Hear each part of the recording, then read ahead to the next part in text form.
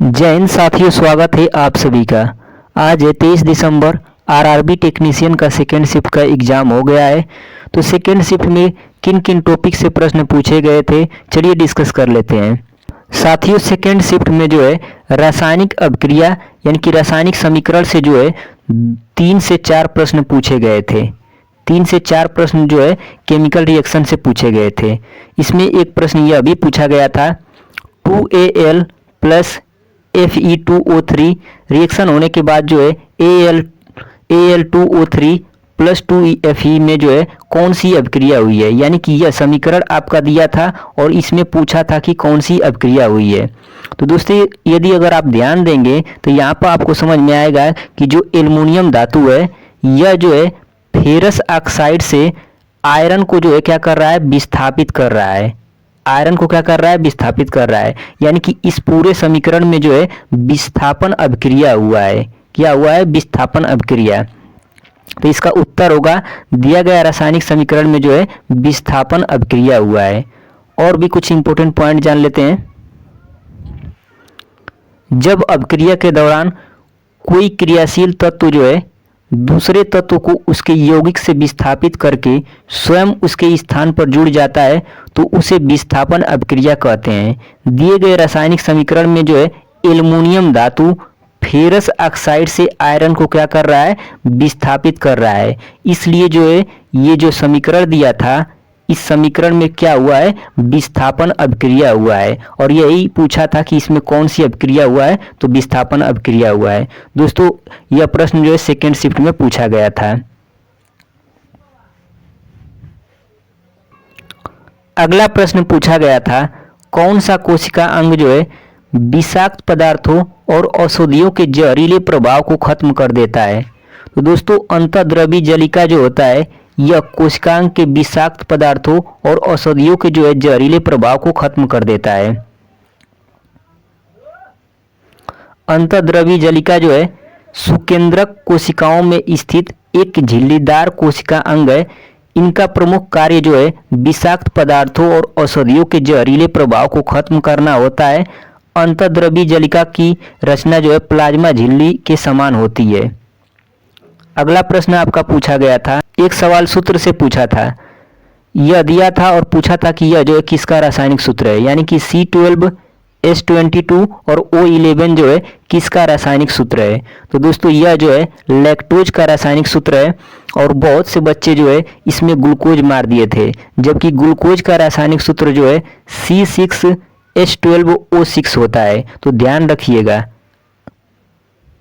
अगला सवाल पूछा गया था, यदि एक हवाई जहाज जो है 4000 मीटर की दूरी तय करता है और किया गया कार्य जो है 20,000 जूल है, तो लागू किया गया बल ज्ञात कीजिए। इसमें आपका बल पूछा था।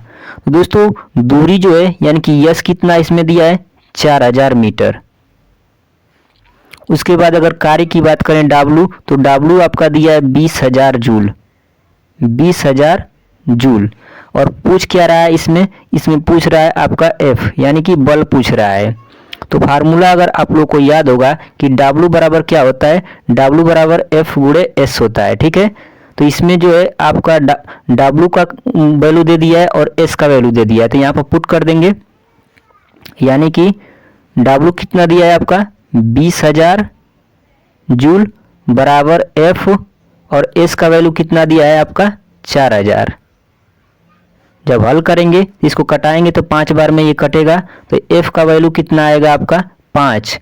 और ये क्या है, बल है। तो बल किस में रहता है, न्यूटन में। तो 5 न्यूटन जो है इसका करेक्ट आंसर होगा।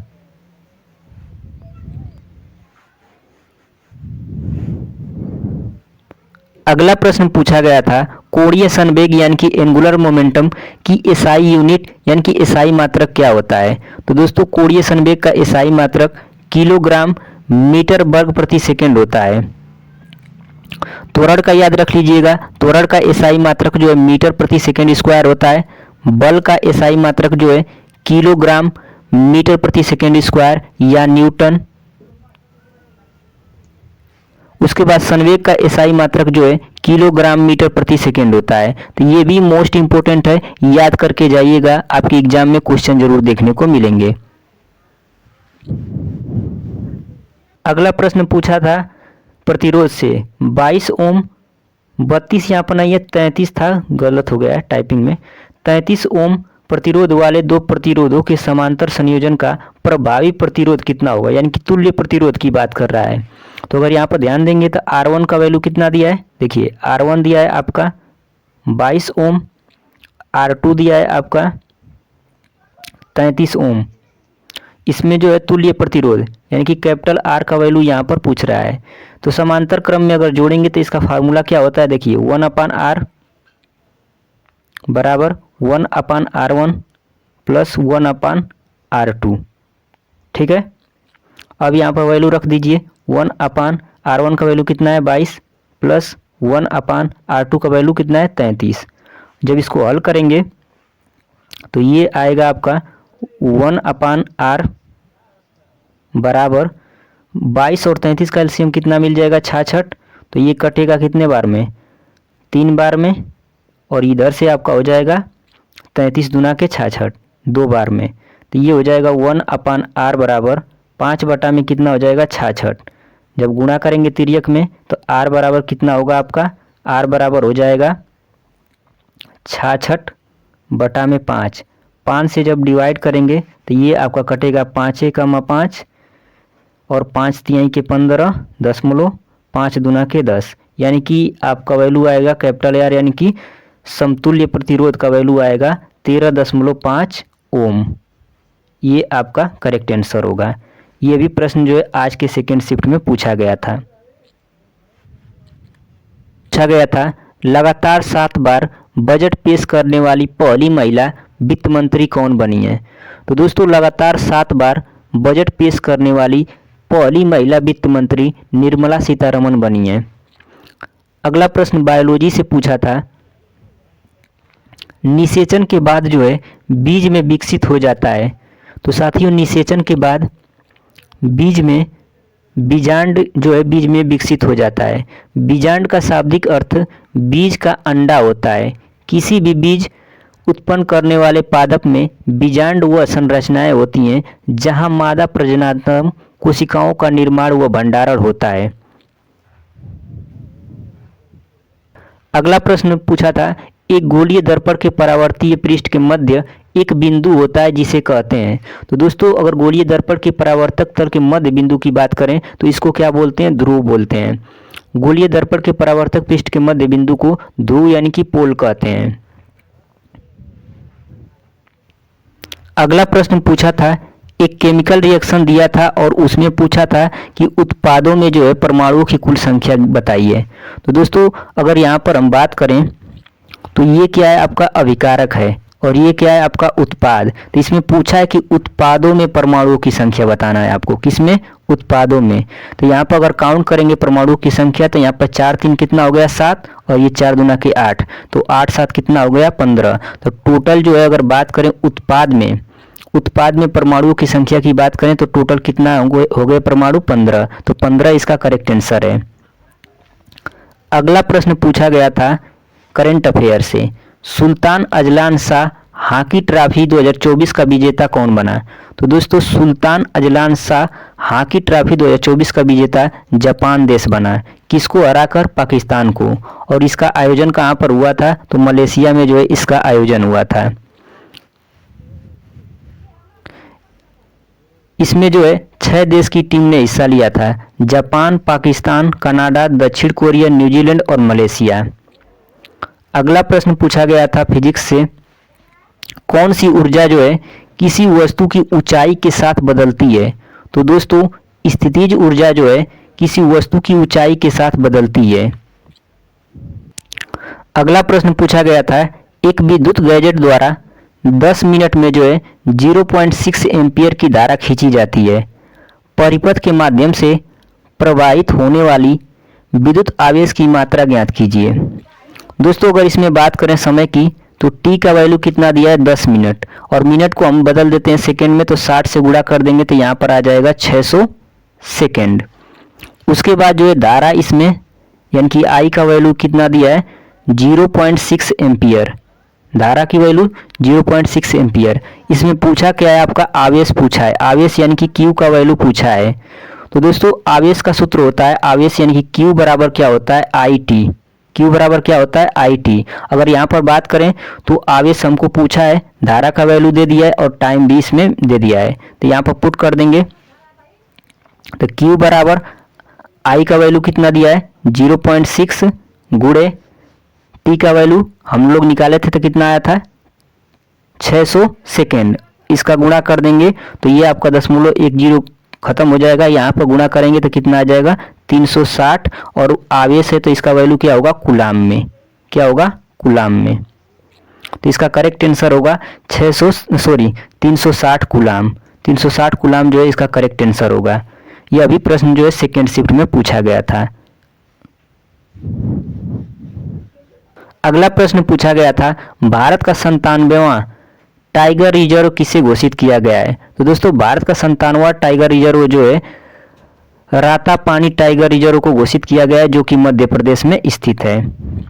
नेक्स्ट प्रश्न पूछा गया था, अगला प्रश्न पूछा गया था ग्लूकोज बिना ऑक्सीजन की उपस्थिति में बैक्टीरिया या ईस्ट से प्रतिक्रिया कर क्या बनाता है। तो दोस्तों ग्लूकोज जो है बिना ऑक्सीजन की उपस्थिति में बैक्टीरिया या ईस्ट से प्रतिक्रिया कर इथाइल एल्कोहल बनाता है। अगला प्रश्न पूछा गया था आवर्त सारणी में एक वर्ग में ऊपर से नीचे जाने पर कौन से गुण में परिवर्तन नहीं होता है। तो दोस्तों आवर्त सारणी में एक वर्ग में ऊपर से नीचे जाने पर संयोजकता में कोई परिवर्तन नहीं होता है। अगला प्रश्न पूछा गया था एचटीटीपी में पी का मतलब क्या है। तो दोस्तों एचटीटीपी में जो है पी का मतलब होता है प्रोटोकॉल। अगला प्रश्न पूछा था लड़का भाऊ योजना जो है किस राज्य से संबंधित है। तो साथियों लड़का भाऊ योजना जो है यह महाराष्ट्र राज्य से संबंधित है। इस योजना के अंतर्गत 12वीं पास बच्चों को 6,000, डिप्लोमा प्राप्त बच्चों को 8,000 और स्नातक डिग्री प्राप्त बच्चों को 10,000 रुपये जो है प्रति वर्ष आर्थिक सहायता प्रदान की जाएगी। अगला प्रश्न पूछा था तापन द्वारा की जाने वाली अपघटन अपक्रिया क्या कहलाती है। तो दोस्तों तापन द्वारा की जाने वाली अपघटन अपक्रिया ऊष्मीय अपघटन कहलाती है।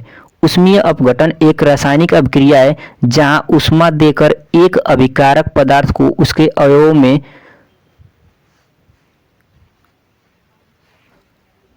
अवयव में जो है अपघटित किया जाता है। जैसे यहाँ पर बात करें CaCO3 यानी कि कैल्शियम कार्बोनेट को गर्म करने पर यहाँ पर आपका बनेगा calcium oxide plus carbon dioxide जो है आपका अलग होगा। अगला प्रश्न पूछा था कितने भारतीय राज्यों की सीमाएं नेपाल से जुड़ी हुई हैं। तो दोस्तों 5 भारतीय राज्यों की सीमाएं नेपाल से जुड़ी हुई हैं। उत्तराखंड, उत्तर प्रदेश, बिहार, पश्चिम बंगाल, सिक्किम, ये 5 ऐसे राज्य हैं जिनकी सीमाएं जो है नेपाल से जुड़ी हुई हैं। और बात करें तो भारत की जो है सीमा 7 देशों पाकिस्तान, चीन, नेपाल, भूटान, बांग्लादेश, अफगानिस्तान और म्यांमार से जुड़ी हुई है। अगला प्रश्न पूछा गया था निम्नलिखित में से कौन सा कोशिकांग केवल पशु कोशिका में पाया जाता है। तो लाइसोसोम जो है जंतु की कोशिकाओं में मुख्यतः पाया जाता है। इसकी खोज जो है वर्ष 1955 में डी डुवे ने की थी। इसका प्रमुख कार्य जो है कोशिका में एंडोसाइटोसिस द्वारा लाए गए प्रोटीन तथा अन्य पदार्थों का पाचन है। भोजन की कमी के समय जो है लाइसोसोम साइटोप्लाज्म में स्थित प्रोटीन, लिपिड तथा कार्बोहाइड्रेट का पाचन करता है। इसी कारण इसे जो है आत्महत्या की थैली कहते हैं। अगला प्रश्न आपका पूछा था फेरस सल्फेट को गर्म करने पर किस ठोस उत्पाद का निर्माण होता है। तो दोस्तों फेरस सल्फेट को गर्म करने पर ferric oxide, sulphur dioxide, sulphur trioxide का निर्माण होता है। इनका रंग जो है हल्के हरे से सफेद में बदल जाता है। फेरस सल्फेट को अत्यधिक गर्म करने पर सल्फर डाइऑक्साइड नामक विषैली गैस उत्पन्न होती है। दोस्तों ये है फेरस सल्फेट। इसको जब गर्म करते हैं तो ये बनता है आपका फेरस ऑक्साइड, सल्फर डाइऑक्साइड और सल्फर ट्राइऑक्साइड।